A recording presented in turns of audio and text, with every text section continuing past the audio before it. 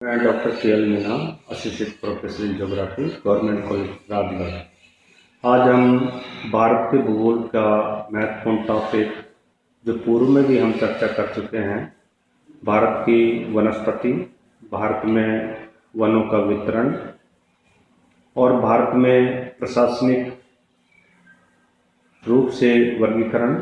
आज हम बात करेंगे भारत के वनों की समस्याएं, प्रॉब्लम्स ऑफ फॉरेस्ट, कि किस किस तरह से समस्याएं हैं जो भारत के जो वन क्षेत्र है उनको बढ़ने से रोकती हैं, अवरोध करते हैं। और एक जो आदर्श स्थिति है वनों की, 33% क्षेत्र पर वन होने चाहिए, पर अभी भी हमारे देश में वनों की मात्रा है जो कम पाई जाती है और विशेष रूप से राज्य अनुसार भी उनमें अंतर पाया जाता है।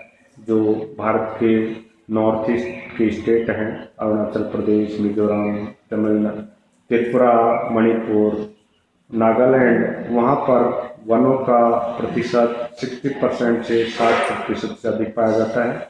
दूसरी ओर हम देखते हैं पंजाब, हरियाणा, राजस्थान, यहाँ पर जो वन भाग है, वन प्रतिशत है, ये 10% से अधिक कम पाया जाता है।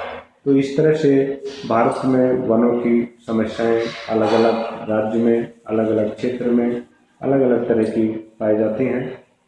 भारत में वनों की समस्याएं और उनसे संबंधित विभिन्न आयाम जो हैं विश्व के अन्य देशों से दयनीय हैं। भारत में वनों की हीन दशा का मुख्य कारण है राष्ट्र के पूर्वोत्तर राज्यों मध्य प्रदेश, हिमालय क्षेत्र के अतिरिक्त सभी स्थानों पर वन क्षेत्र कम पाए जाते हैं और उत्तरोत्तर इसमें गिरावट आ रही है।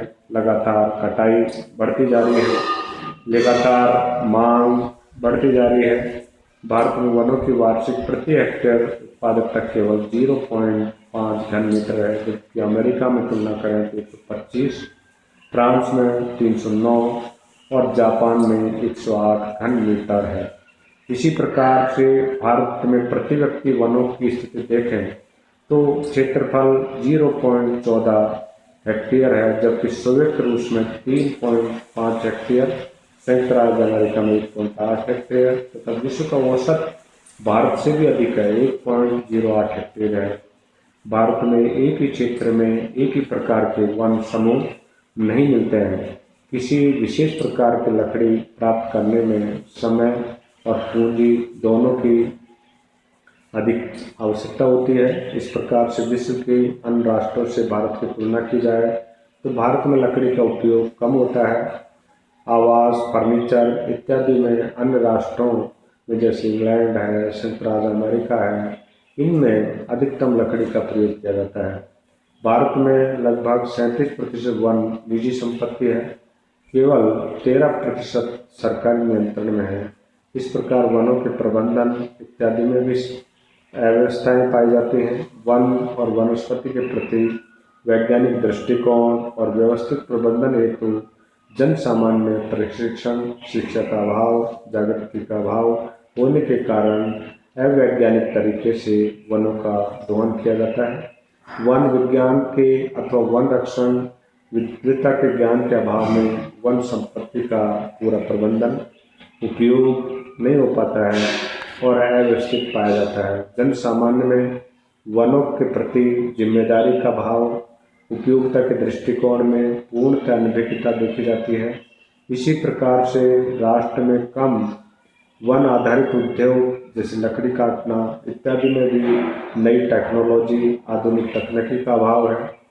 भारत में लगभग 10 लाख हेक्टेयर वन प्रतिवर्ष अलग अलग तरह से नष्ट कर दिए जाते हैं। इस प्रकार से वनस्पति एवं वनों के वैज्ञानिक प्रबंधन में केंद्र एवं राज्यों के सतत प्रयासों के उपरांत भी वैज्ञानिक दृष्टिकोण उत्पन्न करने हेतु विभिन्न आवश्यकताओं की जरूरत है। राष्ट्र में विशेषतर उत्तर भारत के विशाल मैदानों में वन एवं वन क्षेत्र का जनसंख्या वृद्धि, शहरीकरण, औद्योगिकरण के फलस्वरूप धीरे धीरे कमी, ह्रास, नष्ट होता जा रहा है, जिसके विकास और प्रबंधन हेतु विशेष प्रयासों की आवश्यकता है। वनों की मुख्य समस्याओं में 40% वन पर्वतीय क्षेत्रों, दुर्गम स्थानों पर स्थित होने के कारण आवागमन एवं परिवहन के साधनों के से दूरस्थ स्थिति है। इस प्रकार से पशुचारण, वनों की कटाई, पूर्वोत्तर राज्यों में झूमिंग कृषि जो अपने खेतों को, वनों को साफ करके कुछ वर्षों में बदलते रहते हैं, जिससे वनों का कटाई या विनाश होता है। अनेक समस्याएं हैं। वनों के प्रति जागृति, वैज्ञानिक दृष्टिकोण उत्पन्न करने हेतु जनसामान्य और कर्मचारियों के प्रशिक्षण हेतु देहरादून और कोयम्बटूर में भी संस्थान स्थापित किए हैं।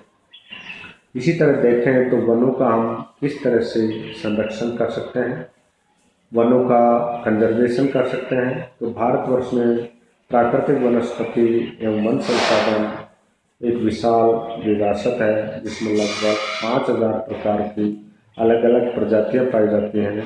उनमें से 450 प्रकार की जो प्रजातियां हैं वो आर्थिक और व्यावसायिक महत्व की हैं। विभिन्न वनस्पतियों का औषधीय उपयोग होता है। वनों में लगभग 85 करोड़ 69,960,00,000 वर्ग घन मीटर उत्तम किस्म के टिम्बर लकड़ी के वृक्ष हैं। अन्य इमारती वृक्षों में कोणधारी वन जो उत्तर भारत में पाए जाते हैं। चौड़ी पत्ती से प्राप्त लकड़ियों से कागज, पेंसिल, चाय की पेटियां, प्लाईवुड, देसलाई, अन्य खिलौने बनाए जाते हैं।